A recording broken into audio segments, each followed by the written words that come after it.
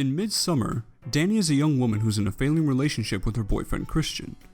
On the edge of splitting up, the couple is forced to stay together when Danny goes through a horrific family tragedy that completely overwhelms her. Several months later, Christian guiltily invites Danny on a trip to Sweden, where he and his colleagues will be partaking in a midsummer festival that only occurs once every 90 years. They arrive to find a welcoming small community, but can't shake the feeling that something strange is happening. Is it Midsommar or Midsommar? I've heard it both ways. I'll just go with Midsommar. Ari Aster made his feature-length directorial debut with last year's Hereditary, a movie about a family dealing with grief after the death of one of their relatives. Hereditary is a contemplative, haunting, and elegant picture that put Aster's name on the map as a director with a particular vision. With his sophomore feature, Aster continues to display his unique perception with a film that is bright, beautiful, and blood-curdling. The opening 15 to 20 minutes of the movie are aesthetically similar to Aster's previous picture. Dim lighting, leisurely camera movements, and an unrelentingly somber tone permeate the first few scenes, building up to a shocking revelation that chillingly leads us into the title card. After a few scenes catching us up with Danny's current mental state, the film takes a Hitchcockian turn by abandoning its setup almost entirely once the characters reach the cultish society. While this movie does feature a disquieting cult and other horror elements, that's not the story being told. Midsommar is really about a bad breakup. Danny and Christian are involved in a toxic relationship that's unhealthy for both of them, but more so for Danny. Danny's family troubles make her a constant handful and she's eager to attach herself to someone, but Christian's careless and selfish behavior is immensely crass. He wants to end things with Danny, but an ill-timed devastation in her life keeps him from going through with it out of guilt. And so, the two remain trapped together for customary reasons despite their displeasure. This entire conundrum is cleverly showcased through the movie's setting. Midsommar's most defining quality might be its environment. The Swedish locale is definitively picturesque and breathtakingly photographed, with the idyllic green fields and blooming gardens starkly contrasting the harsh darkness of the opening act. In fact, the majority of the film takes place during blinding daylight, rejecting the notion that good horror movies can only succeed during the moonlight hours. Ironically, the few nighttime scenes come as great refreshments, and carry with them a sense of security because the entire cult has gone to bed. Funnily enough, the home of this pagan clique reminds me a lot of Totland from One Piece of all things. At first glance, it seems like a bucolic and wonderful location where the landscape feels alive and anyone would want to visit, but you can just tell there's something off about it.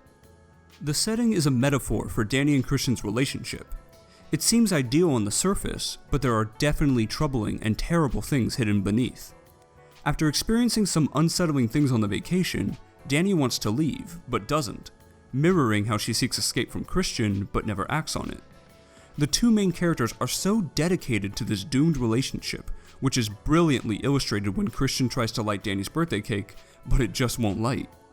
There is so much symbolism to dissect in this movie, and a good deal of it is rooted in the scenic backdrops that conceal sinister motives and convey despair. Helping to achieve this unnerving tension is the resplendent cinematography and eerie music. The camera work in this movie is veritably majestic.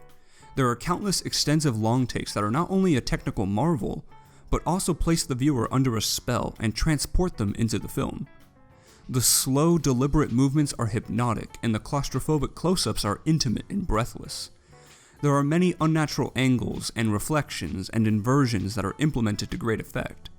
I could gush about this type of cinematography and what it means all day, but I'll just tell you that the visuals alone are worth the price of admission. The music is a beast of its own.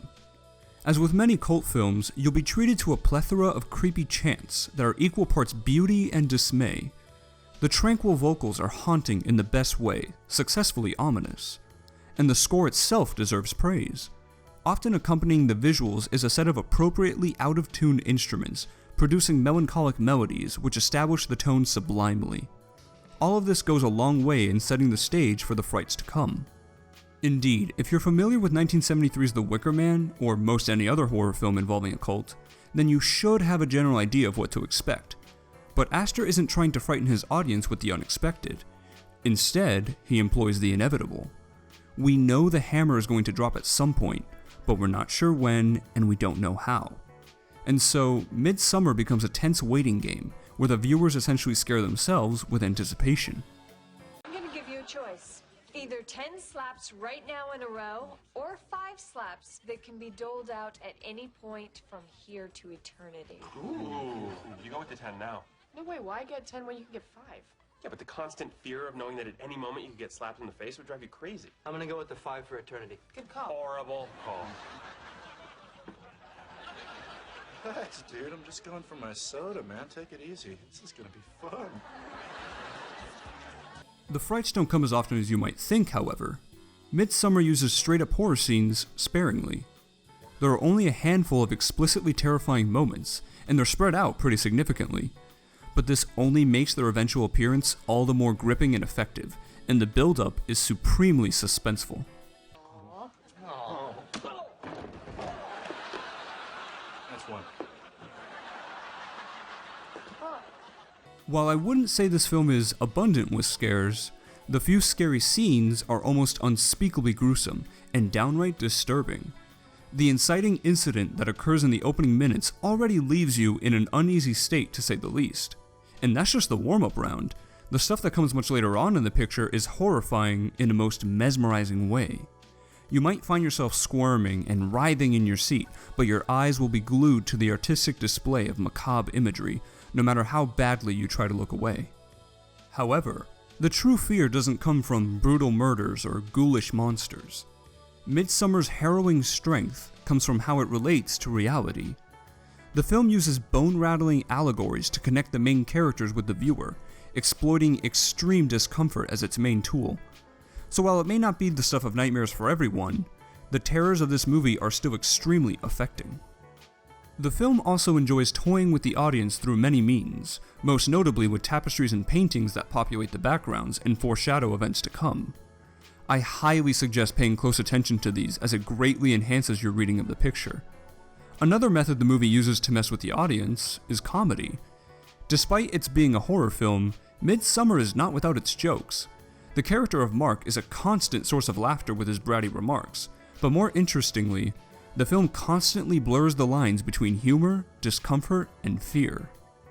There are a myriad of instances where something darkly comedic happens, and you're not quite sure if you should laugh because of how awkward and foreboding it is, leaving you in a state of mixed emotions that emulates what the characters feel.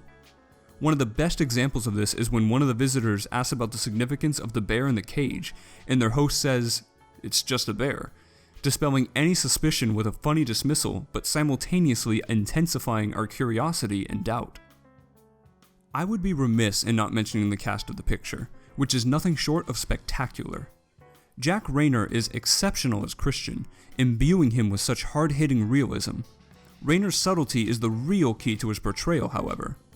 William Jackson Harper and Wilhelm Blomgren fill their supporting roles with incredible talent, and Will Poulter's pessimistic and insolent turn is frequently a humorous high point.